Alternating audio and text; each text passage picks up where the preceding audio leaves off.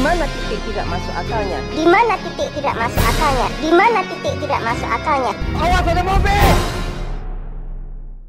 Hai guys, gimana? Apa masih sering lost streak? Dan apa udah ada niatan buat ngekill kawanmu sendiri? Enggak. Kalau itu sih jangan. Oh ya, sebelumnya saya mau ngucapin makasih buat Putra Haik. Bang, lu pas awal-awal nge-YouTube pernah dapat 0 view nggak? Ya iyalah Bambang, namanya juga usaha dari nol. Terkecuali lu artis noh kayak Fuji, sehari langsung 100k. Auto claim silver play bottom. Ya yang namanya usaha nggak mungkin kan hianatin hasil. Tapi kalau udah usaha terus nggak ada hasil, berarti hasilmu aja yang mengkhianati usaha. Oke, daripada dengerin saya ngomong kayak radio, mari kita gaskan. Film Pintu Gerbang yang diambil dari tren zaman sekarang ini dibuka dengan sebuah keluarga yang belum nge-cheat Esoyam, jadinya mereka kismin. Nah, di sana ada Yanti, Yanto, Julianto. Gebut kali ngasih nama. Di sisi lain ada sebuah keluarga lagi yang udah beberapa kali nge-cheat Esoyam, makanya kaya. Ya, kita sebut saja ibu ini Ana, Bel, dan anaknya bernama pedofil. Nanti kamu belajar yang pintar ya di sekolah, biar nanti besar bisa seperti almarhum papa kamu. Tuh, dengar pedo, biar jadi kayak bapakmu, almarhum. Kali itu ternyata si Yanti kerja di tempat Siana sebagai pegawai laundry dan ternyata inilah sosok begundal di film ini. Emang nggak salah sih ngasih nama Annabelle. Nah, ketika pedo sampai di sekolah, ia ternyata memiliki cangkem dari universe azab dengan berkata seperti ini. Masih aja diantarin pakai angkot butut bapak kamu itu. Ibunya Annabelle, ini anaknya The Doll. Oh ya, lagian sejak kapan anak SD boleh ke sekolah pakai helm? Rambutnya kayak helm. Kemudian saat Yanto mengember Johnson skin angkotnya, ia pun hampir menabrak begundal ini yang sedang login COC di jalan. Jadinya Yanto yang menghindar, mobilnya pun harus menggedik sebuah pohon. Kala itu beruntung Yanto membawa figuran yang nggak ngeleg-ngelegan, di mana figuran yang sudah di-upgrade otaknya ini langsung membawa Yanto ke rumah sakit. Tapi sayangnya, buset tumben kali dokternya muda. Biasanya sesepuh. Tapi sayangnya kaki Yanto harus tersegel sementara karena mulai sekarang Yanto mengalami kelumpuhan. Oh iya bang, apakah ada nomor keluarga abang yang bisa dihubungi? Tumben figuran bisa ngomong gini. Biasanya Pak Ustadz, gimana nih Pak Ustadz? Figuran yang otaknya udah di-upgrade ini lalu datang ke tempat kerja si Yanti dan mengabarkan kalau suaminya di rumah sakit. Tapi begundal Annabelle ini malah melarangnya karena berharap Yanti menjanda seperti dirinya. Namun yang namanya udah cinta sehidup semati, asik. Yanti tetap saja datang ke rumah sakit. Lah, ini bocah ngapain bisa ikut ya? Maaf, bang, ibu, saya permisi dulu ya. Asik, figurannya sekarang sopan kali ya, biasanya barbar semua. Saat itu datanglah bang dokter yang penampilannya seperti Crazy Rich Zimbabwe. Mengatakan kalau si Yanto harus rawat inap karena luka yang katanya parah banget. Tapi kalau parah, itu tempelan di jidat kok bersih kali ya? Betadinnya habiskah di sana? Keesokan harinya datanglah emak-emak barbar yang sudah pasti mau minta tagihan. Namun setelah mengetahui Yanto masuk RS, emak ini pun tertumben banget, emosinya langsung reda dan memberi batas waktu bayar sampai minggu depan. Saya turut prihatin ya. Kira-kira kapan kamu bisa bayar? Figuran di pintu gerbang baik-baik banget ya. Ketika Julianto sampai di sekolah, ia dipanggil oleh entah ini guru atau pegawai puskesmas. Bisa-bisanya pakai baju putih. Si Julianto dipanggil untuk bayar uang buku dan pakaian sekolah senilai 500.000. Gila, mahal banget ya. Untung dulu zaman gue masuk sekolah cuma pakai daun pisang. Keluar dari ruangan, Juli pun melihat 3 begundal ini yang bermain lato-lato. Buset, imut kali nih anak. Pengen gue karungin. Tapi Juli yang mau minjem tuh mainan, malah nggak dikasih sama si barbarian ini. Cara mainnya gini. Imut banget loh nih anak, kayak boboho.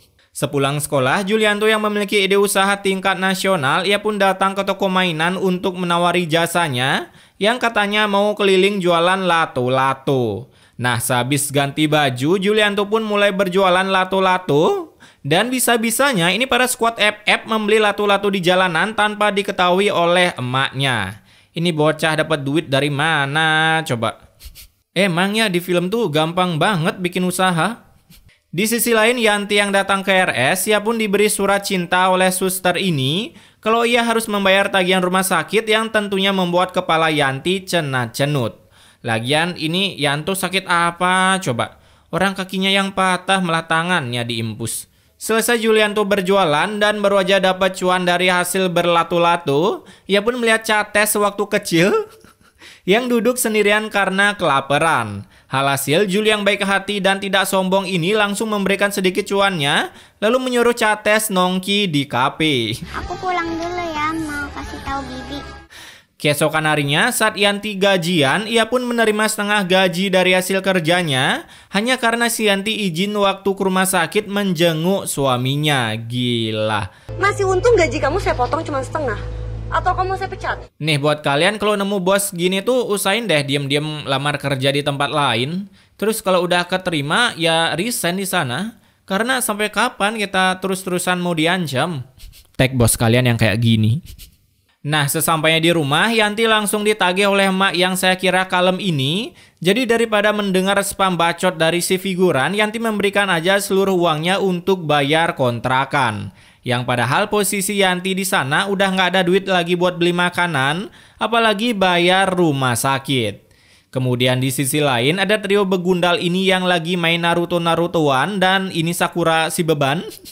Lalu datanglah si Julianto yang baru aja nawarin lato-lato ke si Barbarian. Si Pedo malah pengen ngebuang seluruh lato-lato Juli sampai akhirnya Pedo harus terpental dan kakinya langsung kesakitan. Nih, sakit kenapa? Coba nih bocah. Nah, mengetahui anaknya hampir aja terbenetkan, Siana langsung melabrak Yanti karena kata cangkem si torpedo ini, Julianto mau menggedikan Pedo ke beton karena nggak mau beli lato-latonya. Emang ya cangkem VOC sejak dini nih anak. Alhasil mendengar kelakuan cangkem VOC, Siana langsung memecat si Yanti tanpa memberikan gaji sepeser pun, lalu mengusir Yanti secara kasar dari sana. Di malam harinya, Juli pun memberikan cuannya hasil dari jualan lato-lato ke Yanti untuk bayar rumah sakit.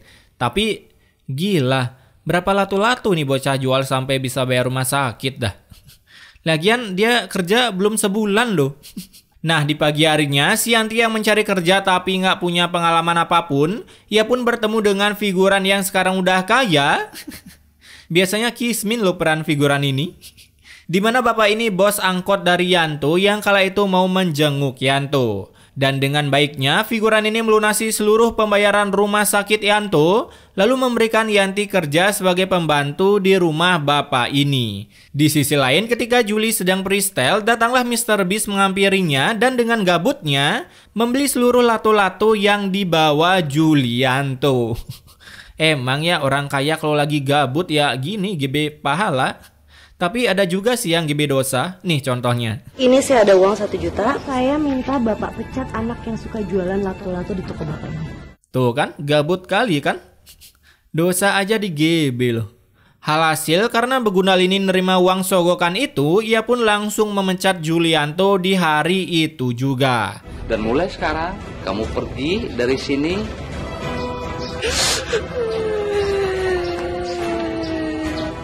Singkat waktu, ketika Yanto sudah boleh pulang, Juli pun bercerita kalau ia telah dipecat lalu ibunya menyuruhnya santuy aja karena kebetulan ibunya udah dapet kerja baru. Lagian ini si Juli ortu kerja banting tulang buat nafkahin dia, dia malah nyari nafkah sendiri. Keesokan harinya Yanti pun datang ke tempat kerja barunya dan datanglah begundal Annabel dengan cangkem VOC-nya mencoba menghasut bapak ini agar Yanti nggak jadi diterima kerja. Alhasil dengan gebleknya Bin Bahlul, bapak ini malah mau-mau aja mecat Yanti. Gila, belum juga kerja loh. Emang ya agak-agak kali otak-otak figuran. Saat pulang, Yanti pun bercerita kalau ia nggak jadi kerja akibat habis terkena jurus penjajah. Jadinya Yanto yang punya jiwa kreatif tanpa batas, ia pun memilih buka usaha jualan lato-lato setelah melihat beberapa anak kecil ramai memainkan mainan itu. Buset, bilang Erja susah gue. Keesokan harinya mulailah mereka membuat lato-latonya sendiri, di mana baru aja berjualan tentunya langsung ramai pembeli. Buset, nih bocah di awal film udah beli lato-lato. Sekarang beli lagi loh. Emangnya gampang kali jualan di sini. Kemudian di tempat begundal ini, ia pun merasakan sekarang tokonya sepi seperti notif HP kalian. Apalagi seorang figuran yang lewat memberitahunya kalau lebih bagus beli di tempat Julianto daripada di sini. Mendengar itu, begundal ini pun mengikuti Juli sampai ke rumahnya. Dan setelah melihat Juli memproduksi lato-latonya sendiri dengan biji mursid, ya tentunya dong membuat bapak ini marah sampai menyewa seorang preman. Aduh, kalau udah iri ya susah. Nah, ketika berjualan lato-lato, preman perindapan pun mulai menyerang mengambil paksa lato-lato yang dibawa Juli. Jadinya di hari ini Juli sama sekali nggak bisa menghasilkan cuan. Ini lato-lato yang bos minta. Dan gue juga udah merampas tasnya bos. Uangnya ambil aja buat kamu. Bisa-bisanya cuman mau lato-latonya, nggak mau duitnya. Sekalian ini upahnya. Bosnya nggak mau duit, cuman mau lato-latonya, terus dikasih duit tambahan lagi hasil dari malak lato-lato. Namun ketika begundal ini sampai di toko, sebuah Hultivalir pun tiba-tiba menyerang toko si begundal ini. Iya, kena juga enggak loh. Coba-coba ulang. Iya. Alhasil karena Hultivalir itu membuat begundal ini harus dilarikan ke rumah sakit. Ya Allah, apa semua ini teguran buat saya? Loh. Tertumben kali jiwa begundal bisa tobat dalam hati. Nah, singkat waktu, 1 bulan kemudian, Yanto yang masih cosplay jadi guru Gai, jadinya ia nggak bisa kerja sampai ingin diusir dari rumahnya karena nggak bisa bayar kontrakan. Tak lama kemudian datanglah si begundal ini lalu melunasi tunggakan kontrakan Yanto, karena hati begundal ini rupanya sudah diruqyah akibat hampir dibakar Valir 1 bulan yang lalu. Si begundal yang bernama Eko ini pun lalu mengajak Yanto bekerja sama memproduksi lato-lato yang super banyak. Dan untuk modalnya Eko lah yang akan memodalinya, katanya. Sedangkan di tempat Ana, ia seperti biasa marah-marah dan mengancam akan memecat pegawainya. Tapi ya kali ini figuran yang udah memiliki kekuatan cangkem kemerdekaan, ia pun langsung berkata seperti ini. Lebih baik kalian berdua sekarang saya pecat. Ya udah pecat aja. Tumben kali dengar figuran berani ngomong gini. Biasanya pasrah doang. Hasil Siana pun sekarang gak punya satupun pegawai yang bekerja di sana. Nah, buat kalian yang nganggur boleh nih lamar di sini. Siap-siap aja tuh cangkem adu mekanik. Keesokan harinya mulailah si Julianto berjualan lato-lato dan sungguh terbagongkan saya di sini. Buset, rame bener yang beli cuy. Gila, gampang banget ya naikin usaha ke permukaan. Nah, karena penjualan lato-lato yang banyak itu, akhirnya si Juli bisa bayar perlengkapan sekolahnya, sampai membuat bocil barbarian ini iri dan melaporkan ke maknya kalau Julianto udah nge-cheat Hesoyam, alias sekarang udah kaya. Saat itu juga, Siana langsung mengintel ke tempat Julianto dan melihat begitu ramainya orang beli lato-lato. Gila kali cuy. Rame kali orang antri.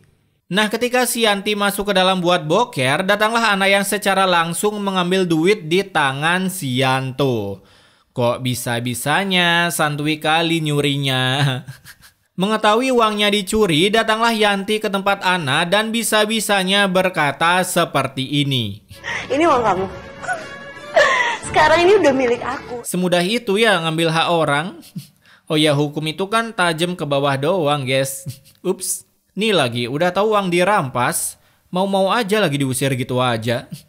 Setelah berhasil mendapatkan cuan yang banyak, Ana pun mulai shopping-shopping dengan anaknya. Namun ketika di jalan, rem Avanza Speintel yang ditumpanginya tiba-tiba blong, hingga Ana dan anaknya harus menabrak Johnson Skin Transformer.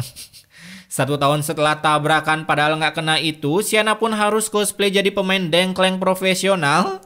Sementara Yanto sekarang terlihat udah bisa jalan seperti biasa. Emang ya karma tuh cepet banget kalau di film.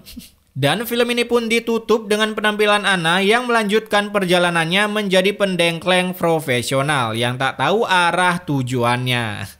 Kasian kali ya Ana, harus main dengkleng seumur hidup. Oke, pesan immortalnya di sini, ternyata dengan memiliki musuh kita auto banyak yang bantu. Seperti halnya si Julianto punya musuh begundal Eko, ternyata Eko yang bantu bayarin rumahnya. Jadi intinya carilah musuh sebanyak-banyaknya dan tunggu karma datang ke mereka, supaya ketika udah sadar mereka bisa membantu kalian untuk nebus kesalahannya. Wow, pesan immortal sesat macam apa ini? Tapi intinya stay wak-wak guys.